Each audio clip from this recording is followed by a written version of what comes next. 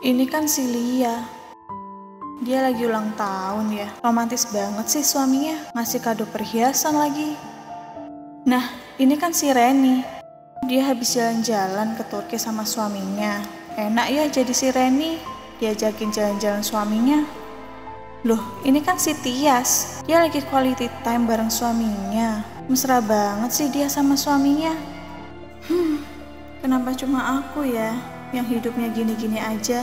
Kenapa cuma aku yang rumah tangganya nggak harmonis? Apakah cuma aku, wanita dan istri paling menderita di dunia ini?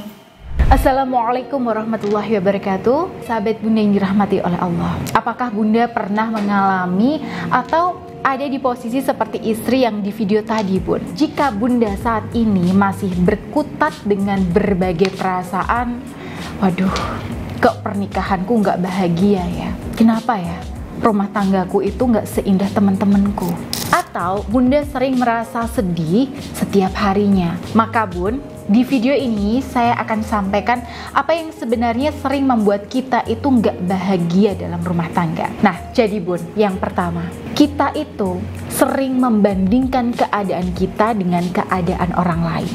Iya, seperti video yang Bunda tonton di awal tadi. Seseorang itu bisa berubah moodnya yang awalnya itu happy menjadi nggak happy, justru setelah membandingkan dirinya dengan kondisi orang lain. Dan kalau mau dilihat lebih dalam lagi, sebenarnya rumah tangga teman-teman yang ada di sosmed tadi itu juga belum tentu sebahagia sosmednya. Karena yang ditampilkan di dunia maya itu hanyalah secuil bagian dari kehidupan rumah tangganya, bukan gambaran utuhnya. Ketika kita terlalu fokus untuk melihat apa yang ada di luar diri kita, saya jamin kita akan makin sulit untuk bahagia. Kenapa? Ya karena membandingkan kondisi diri kita dengan kondisi rumah tangga orang lain itu adalah sebuah tindakan yang gak adil. Kalau kita memang ingin membandingkan, maka bandingkan rumah tangga kita yang sekarang dengan yang dulu. Apakah semakin baik atau malah tidak nih Bun? Apakah semakin harmonis atau malah semakin banyak cekcoknya? Apakah makin sepaham atau malah makin sering salah paham? Nah, kemudian hal yang kedua yang membuat kita itu jauh dari kebahagiaan rumah tangga adalah niat menikah yang salah. Nah, ini yang banyak dialami oleh para istri di luar sana, Bun. Kebanyakan dari kita berniat menikah untuk mencari kebahagiaan. Oke, saya mengerti. Banyak dari kita yang dulunya menikah karena ingin agar dirinya itu ada yang melengkapi, ada yang membahagiakan, ada yang memahami, ada yang mengerti, ada yang mengayomi, ada yang menghibur ketika kita itu lagi sedih. Nah, ada yang menemani ketika kita lagi kesepian dan sebagainya. Dan begitu kita masuk ke dunia pernikahan, ternyata kenyataan tidak sesuai dengan harapan. Nah, di sini coba tanyakan pada diri Bunda nih. Apakah selama bertahun-tahun berumah tangga, Bunda meyakinkan bahwa berumah tangga itu akan membuat Bunda bahagia? Apakah Bunda berharap bahwa dengan menikah, suami Bunda ini akan membahagiakan Bunda? Apakah jauh-jauh hari sebelum menikah, Bunda itu sudah punya bayangan-bayangan yang sangat indah tentang pernikahan? Tapi ternyata bayangan indah itu musnah saat menghadapi kenyataan hidup. Kalau dari 3 pertanyaan ini Bunda menjawab iya, maka ada yang perlu dibenahi dari program bawah sadar Bunda. Ya, kalau selama ini Bunda memahami rumah tangga sebagai sumber kebahagiaan, mungkin ada benarnya juga. Tapi saran saya Bun, jangan mengharapkan rumah tangga atau suami itu sebagai satu-satunya penentu kebahagiaan Bunda.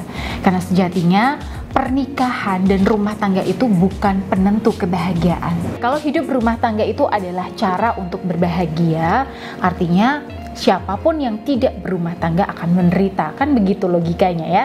Nah, tapi ternyata tidak seperti itu. Banyak orang yang bisa tetap bahagia meskipun mereka nggak menikah. Bahkan ada para bunda yang justru bisa merasakan kebahagiaan itu setelah bercerai. Nah, artinya pernikahan ya dan rumah tangga itu tidak bisa jadi patokan kebahagiaan seseorang. Nah, makanya rasa-rasanya niat berumah tangga untuk berbahagia itu tidak tepat. Nah, Lalu niat yang benar untuk berumah tangga itu apa dong Bun? Jika Bunda ingin bahagia, maka niatkanlah kehidupan berumah tangga ini sebagai cara untuk meraih ridha Allah. Jadi tujuan utama Bunda berumah tangga ya memang untuk mencari ridha Allah. Jadi artinya apapun yang terjadi dalam rumah tangga Bunda, baik itu senang ataupun susah, nah semuanya itu hanya salah satu cara untuk lebih dekat sama Allah. Ketika rumah tangga itu diuji dengan ujian ekonomi, ya kelakuan suami yang gak menyenangkan, bahkan perselingkuhan, mertua yang toksik, tetangga yang berisik, ipar yang suka nyinyir. Nah, semua itu kita jadikan bahan untuk memperbaiki diri menjadi hamba yang lebih sabar di mata Allah. Nah, ketika rumah tangga sedang banyak kenikmatan, maka kita jadikan ini sebagai wahana untuk banyak bersyukur, sehingga hati kita akan semakin dekat dengan Allah. Sebagaimana yang disabdakan oleh Rasulullah SAW. Sungguh menakjubkan keadaan seorang mukmin. Seluruhnya urusannya itu baik.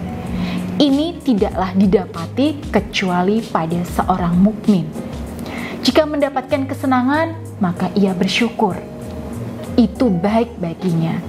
Jika mendapatkan kesusahan, maka ia bersabar. Itu pun baik baginya. Hadis riwayat Muslim. Pada akhirnya, kebahagiaan itu akan hadir dalam rumah tangga kita ketika kita sudah bisa memahami, menghayati, berdamai, dan menikmati kenyataan bahwa kehidupan di dunia ini, terutama kehidupan rumah tangga itu selalu menuntut keseimbangan antara rasa sabar dan rasa syukur. Baik, semoga video singkat ini sedikit memberikan penyegaran dan pencerahan buat para sahabat Bunda sekalian. Dan jika Bunda merasa membutuhkan bimbingan privat ya untuk mengembalikan keharmonisan dan kebahagiaan dalam rumah tangga Bunda, silakan Bunda bisa langsung saja hubungi saya melalui nomor yang ada di sini. Baik, akhirul kalam. Wassalamualaikum warahmatullahi wabarakatuh.